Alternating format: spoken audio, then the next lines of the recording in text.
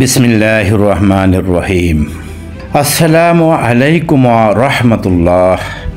বারবার নির্যাতিত এক মজলুম জননেতা নুরুল হক নূর তার বিভিন্ন বক্তব্যে বারবার দেশ ও জনগণের কল্যাণের কথাই উঠে এসেছে।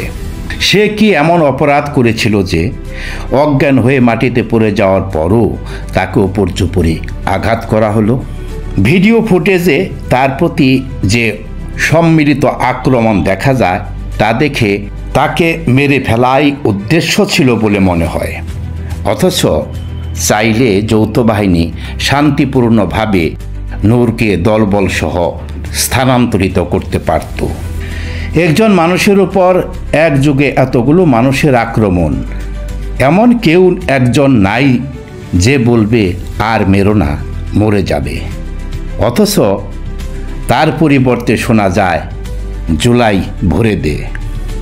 একটা গরু ছাগলকে মারতে দেখলেও মানুষ বাধা দেয়, কিন্তু নুরুলকে রক্ষা করার কেউ ছিল না। সত্যিকারে মানুষের মনুষ্যত্বের মৃত্যু হয়েছে, পশুর অধম হয়ে গেছে মানুষ।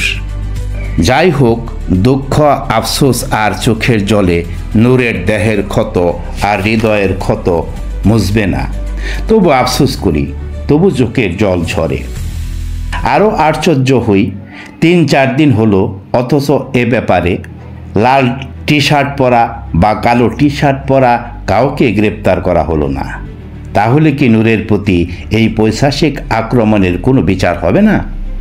এই অন্যায় অবিচার কি হাওয়ায় মিশে যাবে?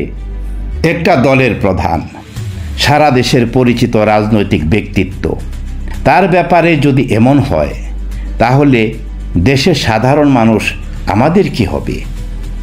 আমরা কি মবের রাজ্যে বাস করছি না মগের রাজ্যে? আমরা দেশের সাধারণ মানুষ চাই ভিডিও ফুটেজ দেখে নূরের প্রতি আক্রমণকারীদের গ্রেপ্তার করা হোক এবং তদন্ত করে নির্দেশদাতাকে খুঁজে বের করা হোক। ধন্যবাদ।